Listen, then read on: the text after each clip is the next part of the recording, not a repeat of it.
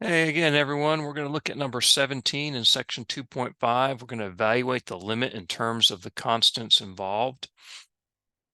And so the constant is a. There's just one constant in this particular case, right? So a is some real number. If I plug in x equals 0, I'll get a cubed minus a cubed, which is 0. And of course, 10 times 0 is 0. So this is indeterminate, meaning we've got some work to do.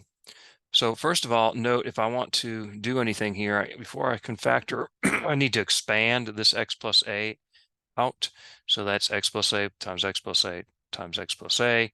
Can FOIL this out. I get first times first is x squared. The outer is ax, the inner is ax. That's a total of 2ax. Last times last is a squared.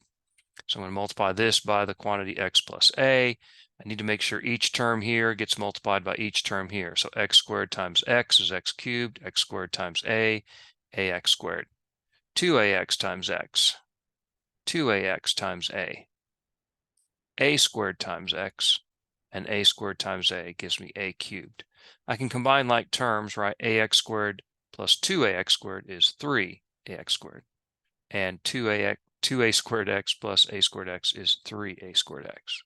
Now, some of you know how to expand binomials a little quicker than that, and that's good. You can use that technique. The algebra help sheet actually has forms for that I give you on a test: x plus y squared, x minus y squared, and x plus y cubed, and x minus y cubed. And so x plus a would be the same, just replace y with a, and you'll get the exact same expression that we have here. Okay. Now, if you know how to do the binomial expansion theorem and how to get these coefficients, one way to get the coefficients is using Pascal's triangle. You can really do x plus y to any power, any integer, positive integer power. So at any rate, if you don't know that, you can still do the work as I've showed you here. So I take the limit as x goes to 0 of this expression, x plus a cubed, I'm going to replace with all of this stuff. So there's x plus a cubed expanded. Don't forget the minus a cubed. Of course, immediately we see, hey, that simplifies a cubed minus a cubed is 0. And so I'm just left with these terms here up top.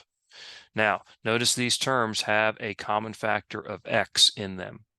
I can factor that x out, leaving x squared,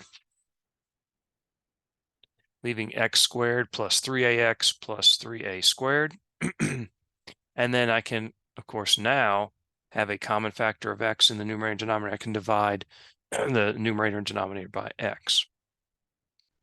This leaves this expression. If I plug in x equals 0, this term goes to 0.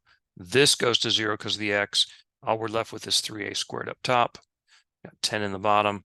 You can write it this way, or that's the same as 3/10 a squared. So there's our limit in terms of the value of our constant a. So I hope this helps.